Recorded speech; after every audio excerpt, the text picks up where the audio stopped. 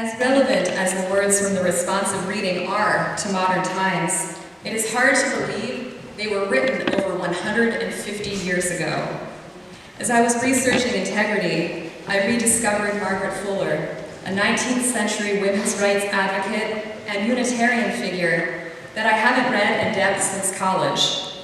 According to Kimberly French, in a 2010 UU World article, Fuller wrote and defended, quote, visionary ideas that resonate with modern Unitarian Universalism on the need for both societal and personal transformation, rationalism and mysticism, intellectual freedom and religious pluralism, and democracy and human rights outside our borders, end quote.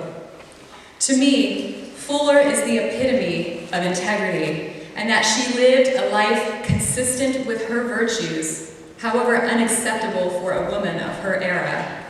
She acted with consistency in her life and in her writing, and seemed to operate with moral courage that was centered in love, without ties to outcome.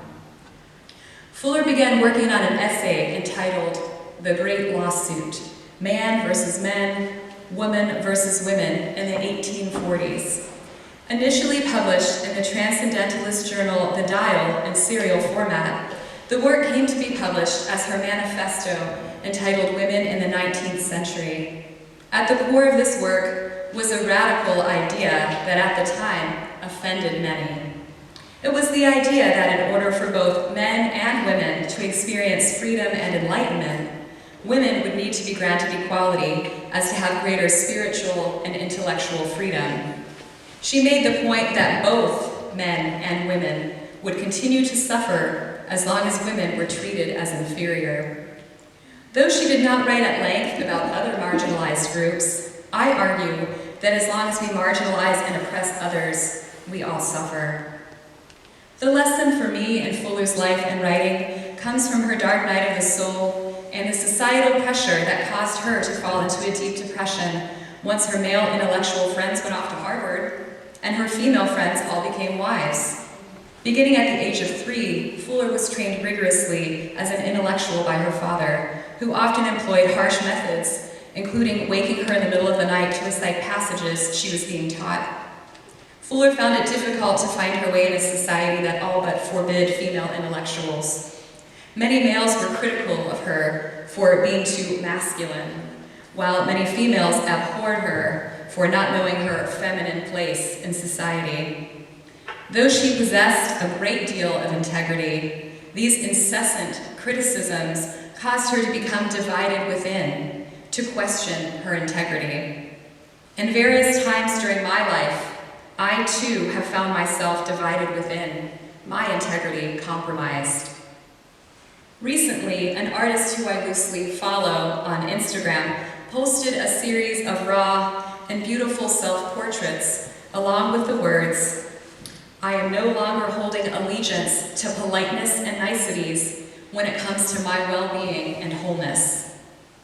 While this entire quote resonated with me, the phrase allegiance to politeness and niceties left me feeling a bit gobsmacked.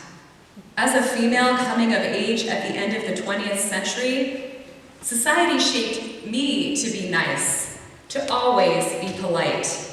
The old adage, if you don't have anything nice to say, don't say anything at all, was one I heard often and one I took to heart. I was silent for too many years. I suffered multiple untold abuses from this division within myself of having something to say, but staying silent as to not offend. I sacrificed my well-being and wholeness in order to become an ultimate people pleaser. I was ingrained to avoid conflict at all costs and not to make waves. I know now that I am not alone in this. Even here and now, even with the Me Too movement, even though it is the year 2020, a woman who presents herself as assertive, who is confident and take control, is often mocked or viewed as hysterical or too sensitive. But a wise woman knows her limits, and along with so many others, I have learned to trust my intuition and to take action when it is time to change the course. Becoming a Unitarian Universalist has been essential to my journey of living with integrity. Though I have walked this path silently and alone for many, many years, I now feel at home in myself and have found a community in which I feel at home.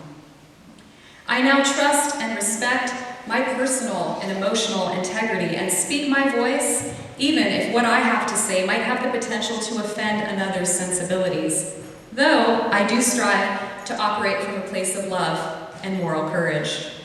I am empowered by wise women, such as Margaret Fuller, that have paved the way for all of us to live a life of integrity without expectation of approval or outcome. Towards the end of her brief life, Fuller said, "Very early, I knew that the only object in life was to grow." Though integrity is still in some ways ineffable to me, with conviction, I encourage you all, no matter your stage or station in life, to continue to grow.